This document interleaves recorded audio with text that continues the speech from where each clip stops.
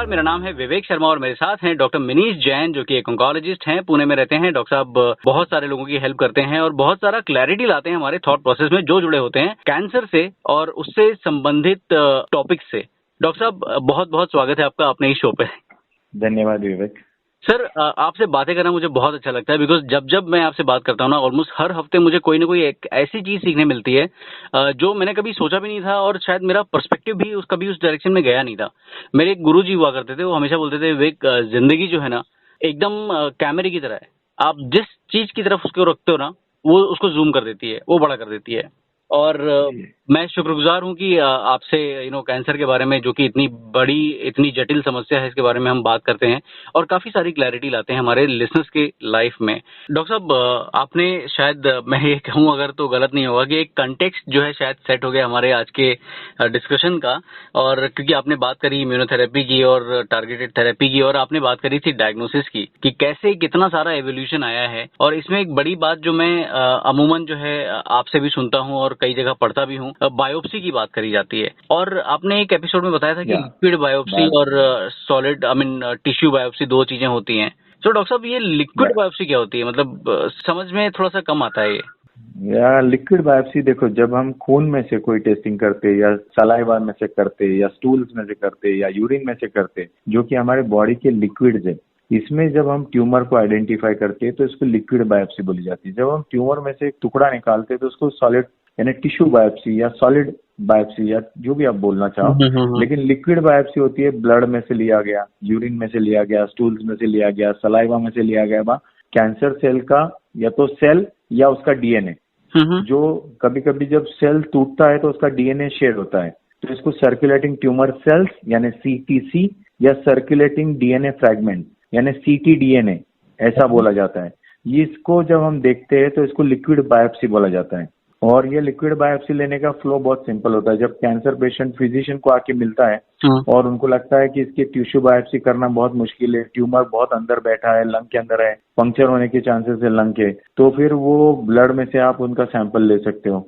जब आप ब्लड में से सैंपल लेते हो तो आपको सर्कुलेटिंग ट्यूमर सेल्स मिलते हैं, यानी जैसे अक्खे सेल्स भी हो सकते हैं ब्लड में, या वो टूट के उसके डीएनए भी घूम सकते हैं, जो कि बहुत ही कम ब्लड में हम उसको पिकअप कर सकते हैं।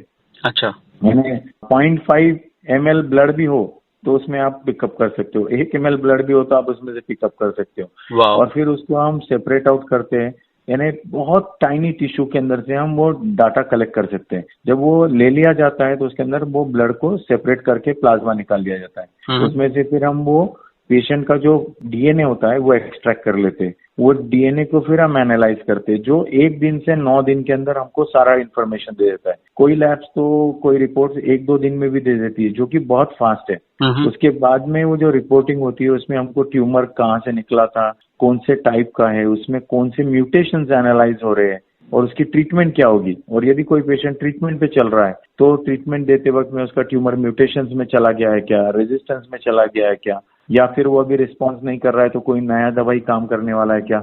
इस तरह की काफी सारी इन्फॉर्मेशन, यानी diagnosis, response, recurrence, progression and नए म्यूटेशंस, इस तरह के काफी एप्लीकेशन है। और नॉर्मली जब हम बायोप्सी करते हैं तो हम उसके अंदर का एक ही छोटा हिस्सा निकाल रहे हैं, लेकिन हम जब सर्कुलेटिंग ट्यूमर सेल्स देखते हैं तो हम पूरा ट्यूमर का एक सार निकाल रहे हैं, तो जिसमें मिस आउट होने के म्यूटेशंस बहुत कम चांसेस होते हैं, क्योंकि वो सारे ट्यूमर सेल्स जड़ रहे हैं। और ये जो लिक्विड बायोप्सी है ये सिर्फ कैंसर के लिए सीमित नहीं है।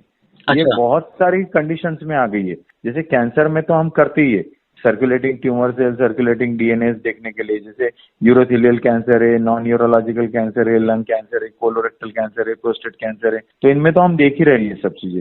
लेकिन हार्ट अटैक में भी देख रहे हैं, न्यूरोलॉजिकल डिसऑर्डर्स में देख रहे हैं, प्रीनेटल डायग्नोसिस, बच्चा पैदा होने से पहले उसके हमको फीटल सेल्स देखने हैं तो उसमें भी देखा जा रहा है। तो ऐसे कई सारे, यानी अम्नियोटिक फ्लूइड देखी जा रहे हैं, अम्बिलिकल कॉर्ड में से देखा जा रहा है, मदर के ब्लड में देखा जा रहा है, सीएसएफ में कई सारे न्यूरोलॉजिकल डिसऑर्डर्स के लिए हम देखते हैं। तो ऐसी कई सारी चीजें आ रही है जो कि हमको बताती है कि बॉडी में कुछ चेंजेस हो रहे हैं और वो डीएनए लेवल पे होते हैं, तो हम डीएनए को पिकअप करके वहां से वो चेंजेस पकड़ लेते हैं। तो उसके बेनिफिट्स ये है कि नॉन इन्वेजिव है और फास्ट है, जो बायोप्सी का रिजल्ट है उससे आधे कम टाइम में हमको मिल रहा है।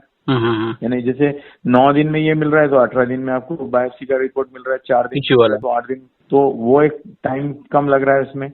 और आप बार बार रिपीट कर सक रहे हो, आप ट्रीटमेंट दे रहे हो तो रिपीट कर सक रहे हो, आप फॉलोअप में हो तो आप सर्कुलेटिंग ट्यूमर सेल्स देख सकते हो कि यदि आज मैंने चेक किया और सर्कुलेटिंग ट्यूमर सेल्स नहीं है, 6 महीने बाद में मेरे सर्कुलेटिंग सेल्स बढ़ गए, तो मुझे पता है भले ही स्कैन नॉर्मल है फिर भी शरीर में कैंसर वापस आ रहा है। तो ये सब उसके बेनिफिट्स है। डॉक्टर साहब बहुत अच्छी बातें बताई आपने। और चलते चलते मेरा एक लास्ट सवाल जो है वो लिक्विड बायोप्सी को लेकर ये है कि क्या जो मैं समझा, जो आप जैसे जीन और म्यूटेशंस की बात करें तो ये शायद एक जेनेटिक टेस्ट है, और किस तरह की लैब में होता है और क्या कोई भी लैब इसको कर सकती है, कोई स्पेशलाइज्ड लैब होते हैं इसको करने के लिए? नहीं, इसमें definitely next generation sequencing use होता है, तो इसमें जेनेटिक लैब्स यूज होती है। लिक्विड बायोप्सी यानी साइटोलॉजी नहीं है। लिक्विड बायोप्सी साइटोलॉजी में दोनों में अंतर है। साइटोलॉजी यानी आप सिर्फ मॉर्फोलॉजी देख रहे हो ट्यूमर की, जब आप नीडल डाल के एक आधे ट्यूमर में से सेल्स बनाते हो वो साइटोलॉजी होती है। या कोई स्क्रैपिंग ले लिया, सलाइवा का स्क्रैपिंग ले लिया, that is cytology. Pap smear ले लिया, साइटोलॉजी। लेकिन जब आप डीएनए एनालाइज कर रहे हो तो आपको जेनेटिक एनालिसिस के लिए एक मशीन लगता है जिसको नेक्स्ट जनरेशन सीक्वेंसिंग बोलते हैं। इसके अंदर कई सारी टेस्ट अप्रूव हो गई है।